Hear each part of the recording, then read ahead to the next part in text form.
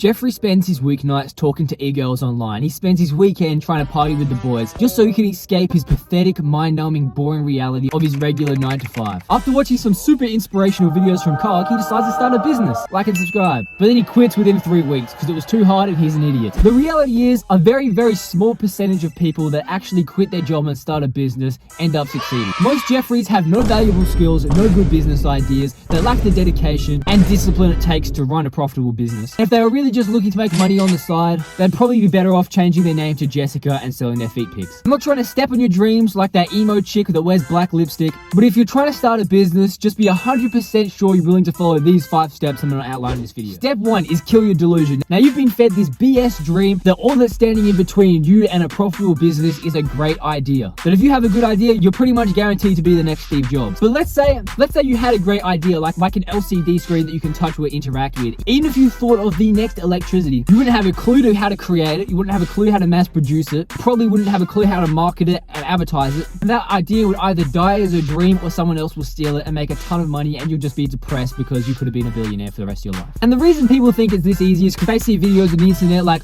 oh my god, I made $30 million by letting my wife get railed by a 6'3" African man. It was that easy. Oh, last week I quit my job, but now I run a $10 million e-commerce business and I employed my old boss as my cleaning man. But see, here's the thing, right? Social media is a whole lot of ass. Some are real and some are fake, and if they live in Miami, it's all fake. And the reason for that is because they're simply trying to capitalize on your delusion. If you see a video where it's like, oh my god, I made $30,000 in 6 minutes, you're gonna be like, wow, that sounds easy. I'm gonna click, you're gonna buy their $900,000 course, and you're gonna end up broke and an idiot. You're gonna start your little drop shipping store after watching their little course, you're gonna go for 2 weeks, then you're gonna forget about it on the 3rd week. Because the number one difference between a business that works and a business that fails is you either wanting the business to work or needing the business to work. If you start your little webcam business and you got some of your exes sitting behind a webcam trying to make you a little bit of money, you realize that they're all mid, they're making no money, getting no views, and you're not willing to spend the rest of your savings to travel to Romania to exploit some 10 out of 10 village girls, then guess what? You don't have what it takes.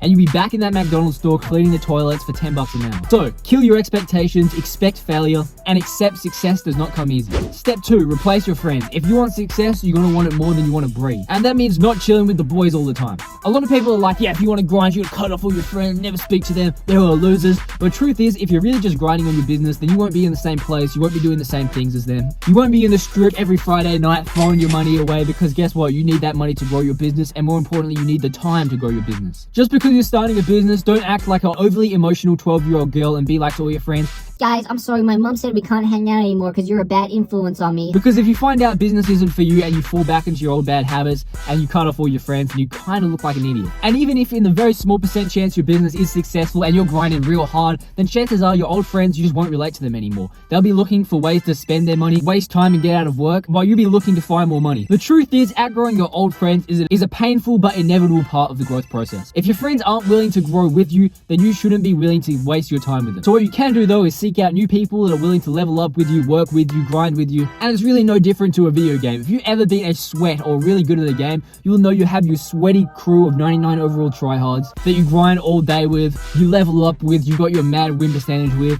and then occasionally, you hop on with the IRL friends and it's all fun, but you're not really trying to spend all day and night grinding with them because they suck, you know what I'm saying? That's tough. So, replace your friends and find new like-minded people. Step 3, rethink money. A lot of you Macca's workers are like, oh my god, money is so important, I need every single dollar, I cannot waste it unless it's on booze or OnlyFans or strippers. So when it comes to growing a business, you're not willing to put in the investment that it takes because you're trying to hold on to your money like your life depends on it. Because chances are you're living paycheck to paycheck and your life really does depend on it. This is going to be a mindset that you're going to have to break if you want to be successful in business, because things like employees, stock, advertising, outsourcing freelance work, all of these kinds of things are expensive and you're going to have to be willing to throw money at it. And if you're not willing to throw $100 at it now, you won't be willing to throw $100 at it later, even if you're making 100 times more money. There was this entrepreneur that was having that problem. He wasn't willing to throw out money. He was super frugal even within his business, and it was hurting the business's growth. So what his mentor told him to do was carry around $1,000 cash in his pocket at all times. And the idea behind this was it was going to change his mentality about the money so that $1,000 felt like small pocket change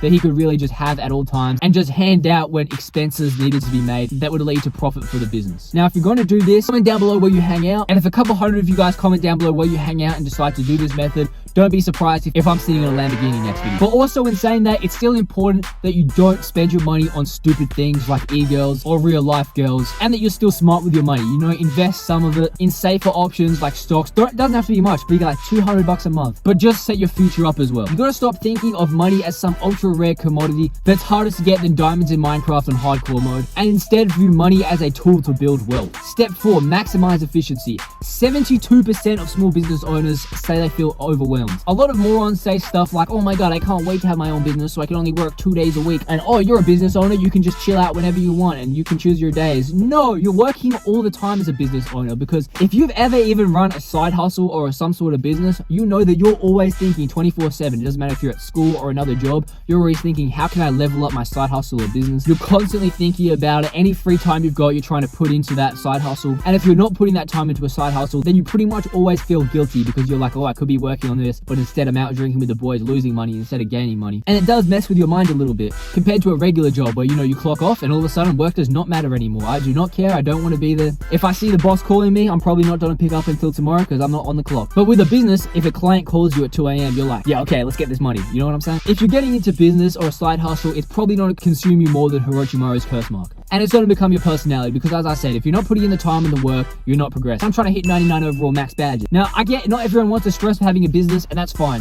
When I got my first full-time salary job, I didn't work on any side hustles or anything for like a year, after doing nothing but like my own businesses for like 3 years, all through school, where I was just constantly mentally consumed. That 1 year break, I was like, man, I can just clock on and clock off, and I don't really have to care. I get a good stable income. It's pretty awesome. But now I'm back obsessed, and now I'm sitting in my car recording YouTube videos. But the key to maximizing your efficiency is, once your business starts to grow, you have to create good procedures and SOPs. Because imagine your S-class 99 overall employee quits and you hire this new 70 overall Junin, and he doesn't have a clue what he's doing. He's never worked in this industry before. If you have good SOPs and procedures in place, then you don't have to waste all your time coaching this idiot on how to do all the little things. You can just have a guide of SOPs, do this, do that, do this, do that. This is how to do those things, and then they can do their job without having to bother you, so you can continue working on the business and not in the business. It's also going to make your business way more appetizing for potential buyers if there's a ton of standard operating procedures in place, because then if someone buys your business, it's plug and play for them. They buy the business, they have all the instructions written down on how to continue running their business at baseline, and then if they want to do things to improve it, they can do that. So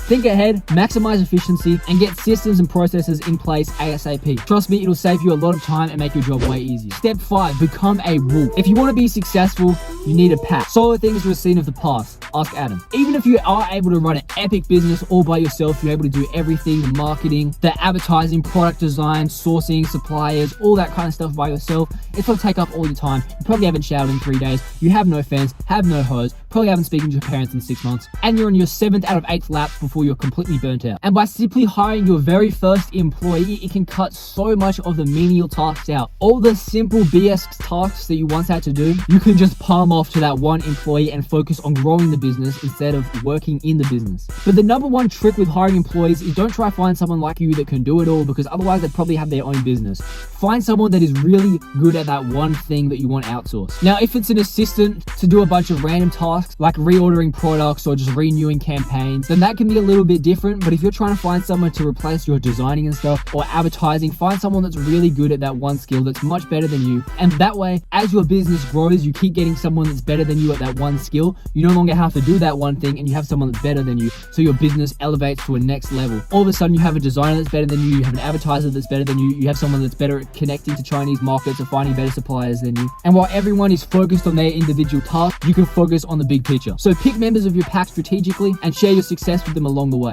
Now, business might not be for you, but I know my dream is running an OF agency. Rascom, please teach me! So like, subscribe, and I'm out. See ya.